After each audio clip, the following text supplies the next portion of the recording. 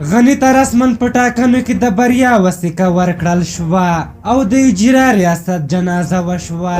ګرانو لیدونکو السلام علیکم.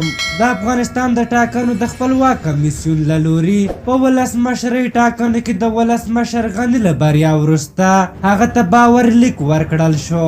ولسمشر غني د باور لیک د ترلاسه کولو پر مهال وویل چې د دوی غیږه پراخه ده او یوازې یوې ډلې نه بلکې ټول ولس ته غیږه خلاصه ده او له دوی سره دی. ولسمشر غني یو ځل بیا افغان ولس ته ډاډ ورکړ چې نوموړی د سولې کولو لپاره ژمن دی او د سولې په اړه له 40 کلونو وروسته یوه دریځه خلاصه شوې او دوی په دې موخه هڅه کوي چې د سولې په اړه د افغان ولس ټولې هیلې پوره کړي.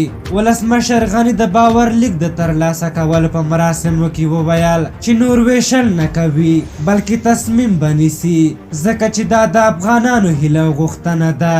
ولسمشر دا هم په ډاګه کړه چې نوموړی هیڅ د ویش او تقسیم پر موخه نه دی راغلی بلکې له دې لپاره راغلی چې افغانانو ته خدمت وکړي او د خلکو لپاره د کار زمینه برابره کړي، بېسوادي ورکه کړي. ولسمشر محمد اشرف غني د بریا د جشن د لمانځلو پر مهال هم ویلي و چې هغه په تیرو ټاکنو کې ټول سیالان مات کړل او کیسه یې نوره ورختمه کړه. بلخوا د ولسمشر سرسخت سیال عبدالله هم د یو خبري کانفرانس له لارې د ناکامۍ وروسته د بریا اعلان وکړ او ګواښ یې وکړ چې خپل نوی ټول شموله حکومت به اعلان کړي.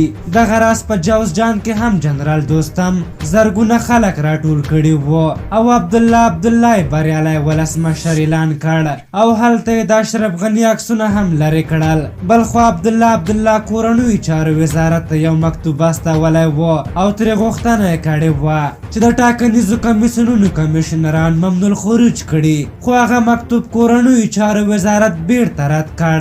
دغه راز ارګ وایي له دې وروسته نور د اجرا ریاست په نوم هیڅ کوم جوړښت شتون نه لري او هر حکم فرمان او مکتوب چې ترې صادریږي غیر قانوني دی. هغه زیاته کړې د محمد اشرف غني د ټاکنو تګلاره هم دا وه چې د ملي یووالي حکومت جوړښت به دوام نه کوي.